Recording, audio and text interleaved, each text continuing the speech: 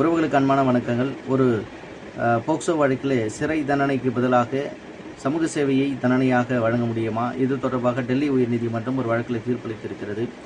இந்த வழக்கில் ஒரு பள்ளி மாணவன் மாணவியை காதலித்து வருகிறார். அந்த மாணவியிடம் ஒரு ஃபோட்டோ ஒன்றை அனுப்ப சொல்லி கேட்கிறார். அந்த மாணவி நியூடு ஃபோட்டோ ஒன்றை அனுப்பி விடுகிறார். அந்த மாணவன் அதை வைத்து அந்த மாணவியை மிரட்டி பணத்தை வாங்குகிறார். பிற்பாடு அந்த நியூடு ஃபோட்டோவை தன்னுடைய நண்பனுக்கும் அனுப்பி வைத்து, நீ இந்த பெண்ணிடம் மிரட்டி பணம் வாங்கிக்கொள், அந்த பெண் தருவாள் என்று சொல்லி அந்த நண்பனும் அதே போல செய்கிறார்.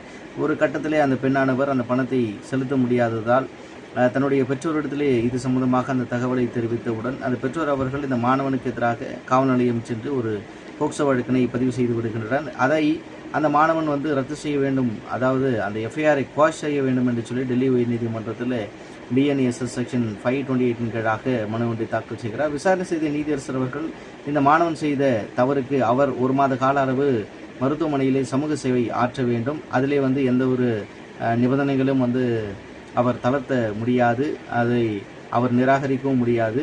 வேண்டுமென்றே எந்த ஒரு காரணமும் சொல்லி அதில் தப்பித்து கொள்ள முடியாது. அப்படி தப்பித்து கொள்ள நினைத்தால் அவருக்கு அந்த எஃப்ஐஆர் ஆனது குவாஷ் செய்யப்படாது. அந்த எஃப்ஐஆர் மீதான வழக்கு விசாரணை தொடர்ச்சியாக நடைபெறும் என்றும் பிற்பாடு அவருக்கு அபராதமாக 50,000 ரூபாயை விதித்து உத்தரவிட்டு இருக்கிறது. இதை பற்றி நீங்கள் தெரிந்து கொள்ளுங்கள். நன்றி.